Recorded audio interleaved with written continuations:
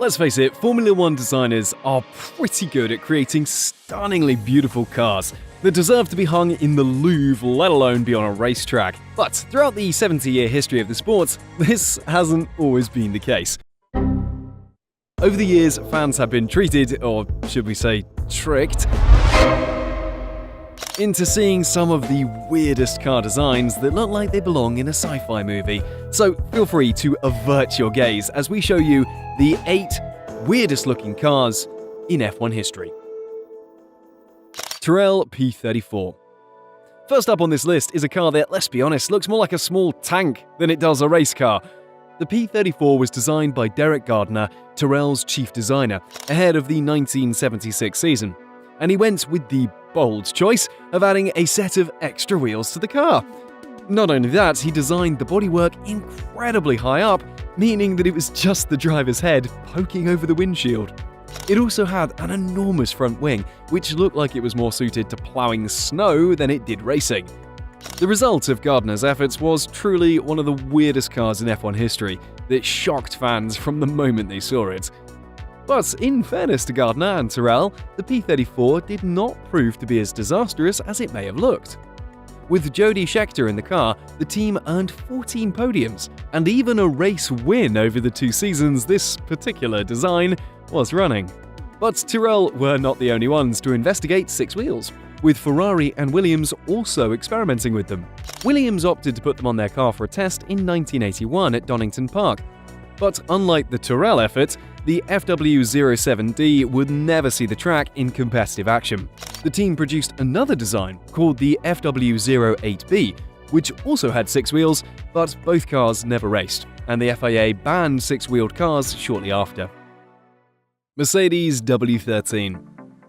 The most modern entry on this list is the W13, which was racing just last year in what was Mercedes' worst season in recent memory. With sweeping changes to the 2022 regulations, the fact that Mercedes brought a car that looked entirely different to everyone else's was cause for concern for their rivals. Given they operate out of the same base that Brawn GP did, the likes of Red Bull and Ferrari wondered if Toto Wolff & Co.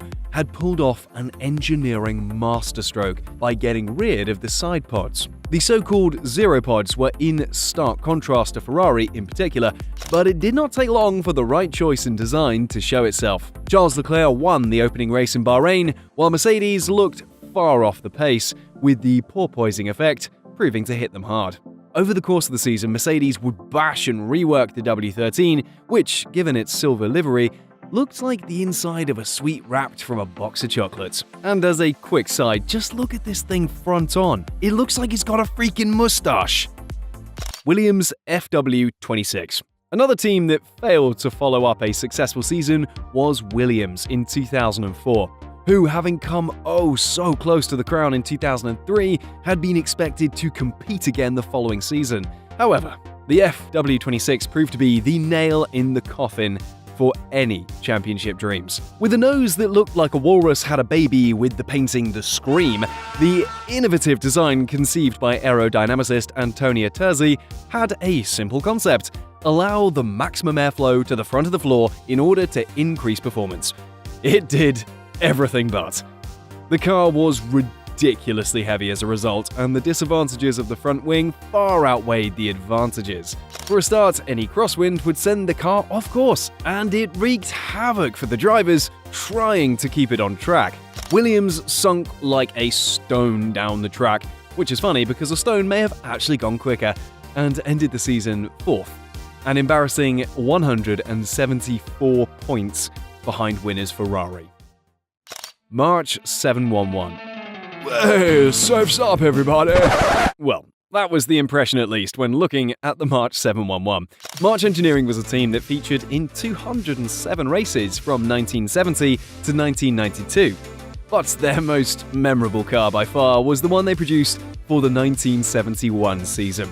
Its front wing was like nothing ever seen before, and looked flat enough to balance 100 glasses of champagne on it without spilling a drop.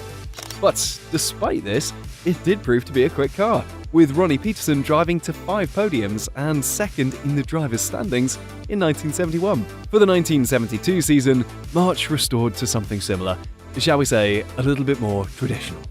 Ensign N179. From looking at it, it seems as if the Ensign N179 had steps built into the nose, which would have come in handy considering how many times the drivers were forced to climb out of the car early. With the rest of the grid focusing on ground effect cars, John Baldwin and Shahab Ahmed went for, well, we don't know what they were thinking. They attached 3 radiators to the front of the car in the hope that it would cool the engine. And not only did it fail to do that, it also poured more heat into the cockpit and onto the drivers. Mercifully, the design was soon abandoned in what was one of the worst ever seasons for a team in terms of reliability. In 11 races, the Ensign N179 made it over the finishing line just once. And 3 years later, Team Ensign was no more.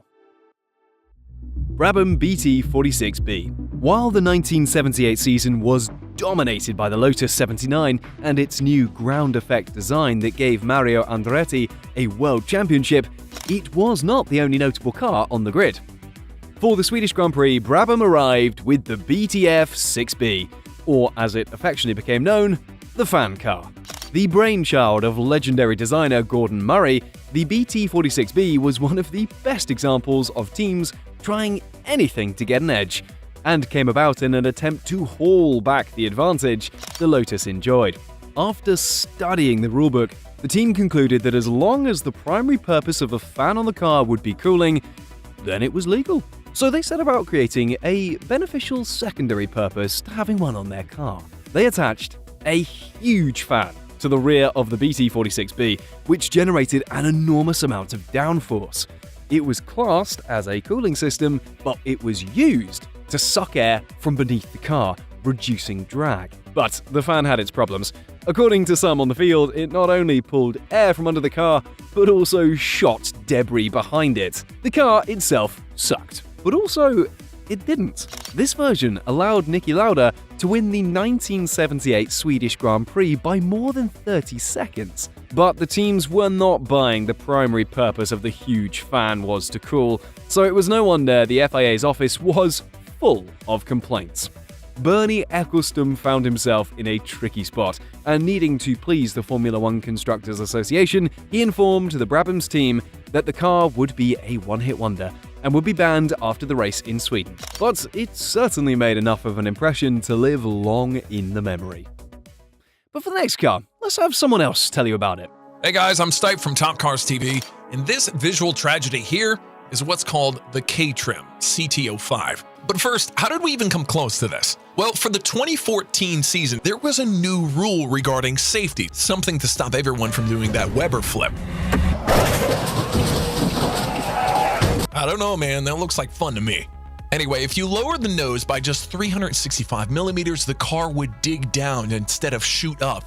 That's it. Problem solved. Safety improved. Let's go home. Yeah, but that's the only part that was mandated to be so low. Everything else, like the suspension arms and the footwell firewall, remained high up. As you can imagine, this resulted in some dreadful looking cars. I'm talking about the Ferrari Anteater, the sex shop Toro Rosso, and finally the peg-legged amputee K-Trim. They were all like, who cares? If this proves to be the fastest solution, everyone will be looking at our ass anyway. Well, it wasn't the fastest solution. So K-Trim tried to hide it by painting it black, but now the whole nose looks super short and stubby.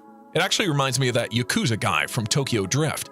Couple this with the introduction of a new, narrower front wing and an even more narrow but super tall rear wing from before, and you've got one of the ugliest cars to ever compete in the sport.